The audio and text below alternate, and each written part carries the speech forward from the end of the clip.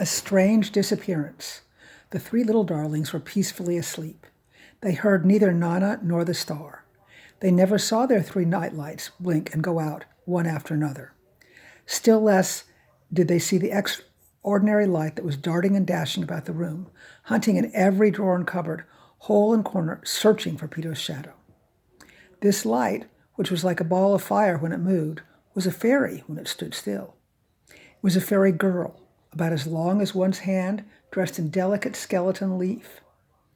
Whenever she spoke, she made a lovely tinkling noise, like little golden bells. For this reason, she was called Tinker Bell.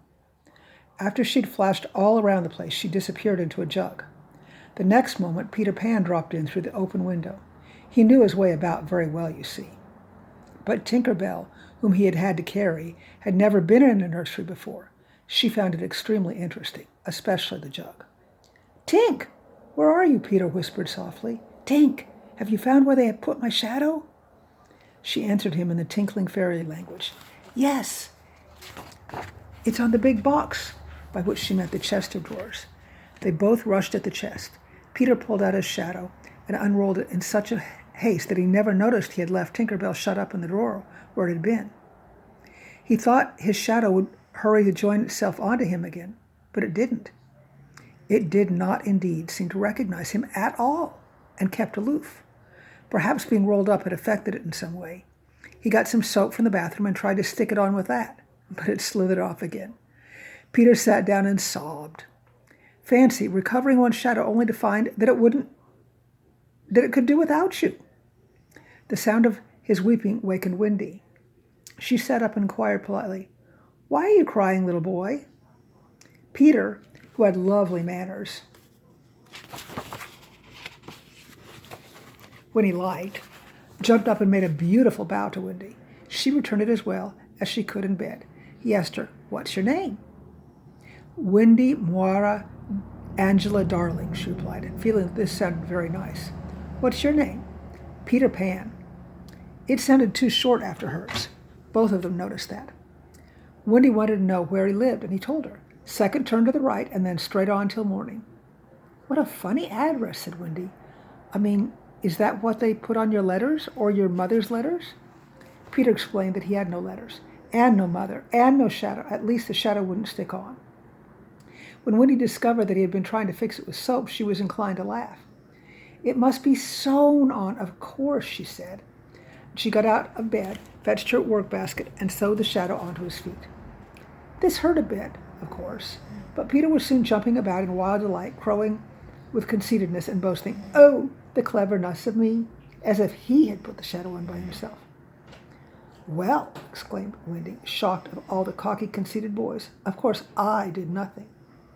"Oh, you did a little, perhaps," he answered carelessly.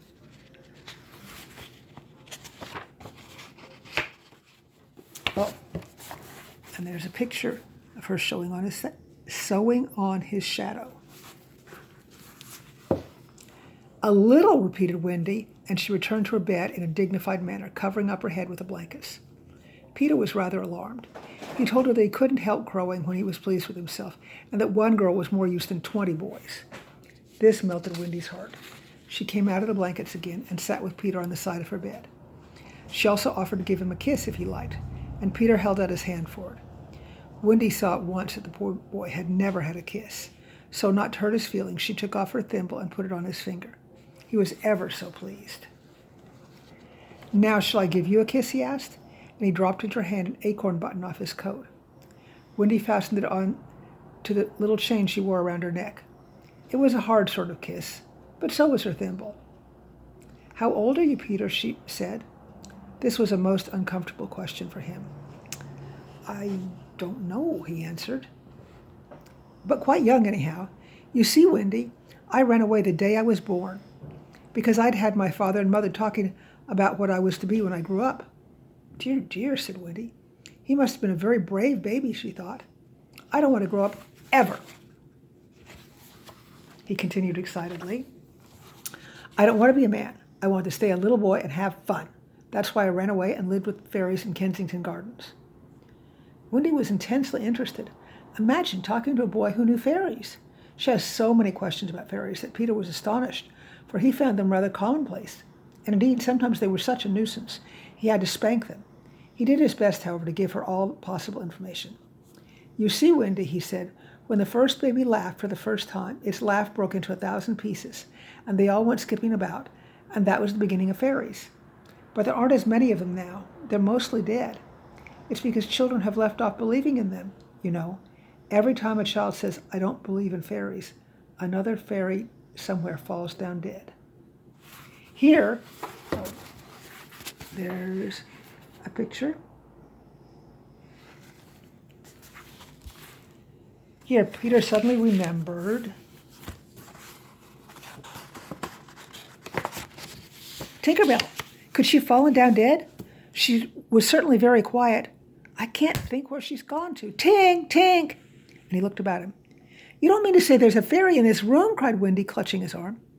"Well, she was here just now," said Peter. They both looked and listened. A tiny tinkle of bells came from the chest of drawers, and Peter burst into a gurgle of laughter. "Oh, Wendy," he whispered, "I do believe I shut poor Tink in the drawer." He let Tink out, and she flew about the room perfectly wild with fury. "I'm sorry," said Peter, "but how could I know you were in the drawer?" Tink dashed to and fro in a fearful passion, and at last settled down a moment upon the cuckoo clock so that Wendy saw her and cried out, "Oh, the lovely! What is she saying, Peter?" "She's not in a good temper," he explained. "She says she is my fairy and that you are a great ugly girl." "Oh," said Wendy, distressed. "But you're talking nonsense, Tink," said Peter. "You know you are. You can't be my fairy because I'm a gentleman and you are a lady." Tink replied, "You silly ass," and vanished into the bathroom. Peter apologized for her bad behavior. "She's quite a common fairy," he told Wendy. "She doesn't know any better. She's called Tinkerbell because she mends the pots and kettles." This was something he had just invented. Fortunately, Tink did not hear it. Then Peter said, "Wendy, where do you live now?" "In Kensington Gardens?" "Well, sometimes I do, but mostly I live with the Lost Boys." "Who are they?" "Why, the children who fall out of their perambulators when the nurses are looking another way. If nobody claims them in 7 days, they are sent to Neverland. I'm captain of them." "What fun!" exclaimed Wendy. "Then, Peter, why do you come here to our nursery window?" She hoped he would answer, "To see you." But he said it was to listen to her mother's stories. It's the same reason that makes swallows build in the eaves of houses. They are eavesdroppers. None of the Lost Boys had mothers. Peter went on, and none of them knew any stories except what Peter overheard and brought back. And he only brought scrappity bits, just shreds and patches of fairy tales picked up by eavesdropping. But when Wendy remarked that she knew lots of stories, she told him the end of Cinderella just to show him. Peter was struck by a dazzling bright idea. He proposed that she should come back with him to the Neverland and tell her stories to the Lost Boys, and darn their clothes and make pockets for them, and tuck them in at night, and in short, mother the Lost Boys properly. Anybody who's ever had a mother like Mrs. Darling will understand at once how this notion tempted Wendy. She saw that she could be sort of Mrs. Darling number 2. And Peter went further still. Oh, but he was artful. He promised to teach her how to fly, to show her real mermaids with tails. He also mentioned pirates. John and Michael, awake by this time, listening with all their ears, they insisted on having a flying lesson at once. So let's see. Here is one picture. I think that's all of them listening to him, but I'll read the bottom in a minute. And there is another picture. Oh, that must be the nurse and Nana. Okay, so the first picture says, "They are the children who fall out of their perambulators." Okay, so this is the beginning of the Lost Boys. But at this point, everybody had to hide behind the window curtain, for Lisa entered in a very bad temper, dragging Nana with her. She'd been making Christmas pudding in the kitchen, but Nana kept up such a miserable barking that Lisa had brought her to the nursery just to see for herself that everything was all right. "There," she said angrily. "They're perfectly safe. Lights out, and every one of the little dears sound asleep. Listen to their gentle breathing." Here Michael overdid his gentle breathing and made it so loud that it was plainly a pretense. Nana knew that sort of breathing. She tried to pull herself away from Lisa.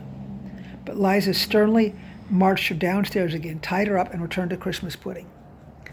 The unhappy dog was determined to rescue the children from danger that she felt was somewhere near. She strained and strained at her chain until it broke. In another minute she was bursting into the dining room of number 27, where she knew her master and mistress had gone, with their paws flung up in an expression of despair. Mr. and Mrs. Darling saw at once that there was something dreadful happening at home. They didn't wait to say goodbye to their friends. They rushed out and followed Nana to number 14. Meanwhile, Peter had taught the three children to fly after a fashion. At first, they were decidedly clumsy. They would never be so elegant as Peter, who'd been flying all his life. But he blew some fairy dust on them, and soon they flew quite well enough for young beginners. Round and round the room they went. It was quicker and easier every time. Mr. and Mrs. Darling, staring up at the nursery window as they ran along the street with Nana, saw three little figures in nightclothes circling around the room in a blaze of light. No, there were four figures. Oh dear, what did it mean? Before the distracted parents could reach the nursery door, three things had happened. Peter had mentioned mermaids and pirates again. The stars had blown the window open, and the four little figures had soared out into the night. Peter went first.